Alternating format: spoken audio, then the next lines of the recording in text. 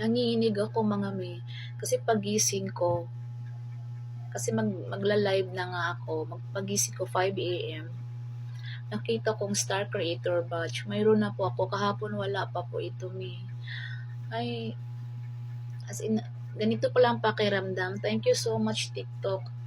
Alam niyo mga me, mawawala itong Star Creator Badge pag hindi mo ma-maintain yung high quality performance mo, pati ang sales mo, hindi mo siya ma-maintain, pati PQP mo, dapat hindi siya bababa sa 4, dapat hindi bababa sa 4 yung PQP mo para ma-meet mo yung criteria ni sa Star Creator Badge.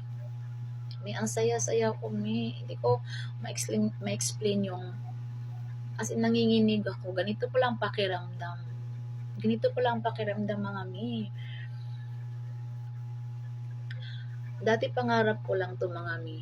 Pangarap ko lang to na sana magkaroon din ako ng tulad ng nakikita ko yung mga magagaling. Nakikita ko tuwing magla-live sila. Nakikita ko yung Star Creator Badge nila. Sabi ko sana magkaroon din ako.